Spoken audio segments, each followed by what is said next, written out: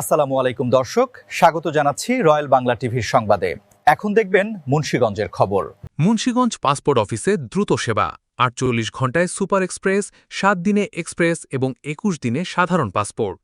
মুন্সিগঞ্জ আঞ্চলিক পাসপোর্ট অফিসে পাসপোর্ট সেবা গ্রহণকারীদের সহজ ও দ্রুত সেবায় নিশ্চিত করতে বিভিন্ন কার্যক্রম পরিচালনা করা হচ্ছে। দায়িত্বপ্রাপ্ত সহকারী পরিচালক অর্জুন কুমার ঘোষ গণমাধ্যমকে জানান, একজন আবেদনকারী পাসপোর্টের জন্য আবেদন করার পর প্রথমে রোহিঙ্গা যাচাই, এরপর আবেদনের কাগজপত্র যাচাই বাছাই এবং সর্বশেষ বায়োমেট্রিক পদ্ধতিতে প্রয়োজনীয় কার্যক্রম সম্পন্ন করা হয়। তিনি জানান, সুপার এক্সপ্রেস পাসপোর্ট ৪৮ ঘণ্টায়, এক্সপ্রেস পাসপোর্ট ৭ দিনে এবং সাধারণ পাসপোর্ট ২১ দিনের মধ্যে প্রদানের ব্যবস্থা রয়েছে। আবেদনকারী অনলাইনে বা বাইরে থেকে আবেদন করে পাসপোর্ট অফিসে আসার পর যথাসময়ে তার প্রয়োজনীয় কার্যক্রম সম্পন্ন করা হয়। অর্জুন কুমার ঘোষ আরও বলেন, পাসপোর্ট অফিসে এসে যাতে কোনো সেবাগ্রহীতাকে অযথা ভোগান্তিতে পড়তে না হয় সে বিষয়টি গুরুত্বের সঙ্গে বিবেচনা করে দায়িত্ব পালন করা হচ্ছে। প্রাথমিক পর্যায়ে একজন আবেদনকারীর প্রয়োজনীয় কাজ প্রায় ২০ মিনিটের মধ্যে সম্পন্ন করে তাকে বাড়ি ফেরার ব্যবস্থা করার লক্ষ্যেও কাজ করছে অফিস কর্তৃপক্ষ।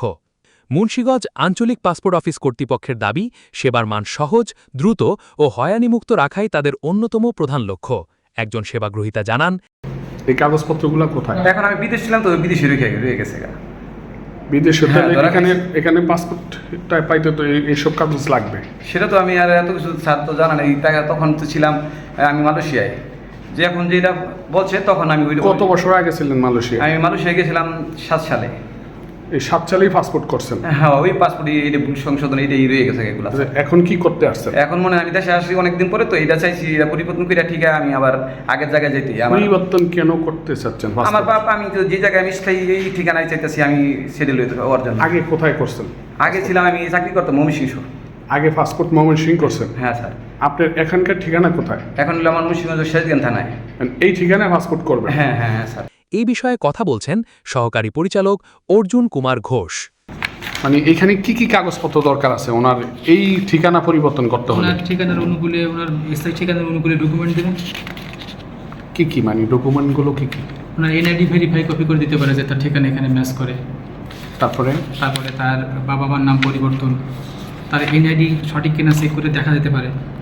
এক্ষেত্রে কি চেয়ারম্যান সার্টিফিকেট বা প্রত্যয়নপত্র লাগবে না, কিনা? এগুলো লাগবে।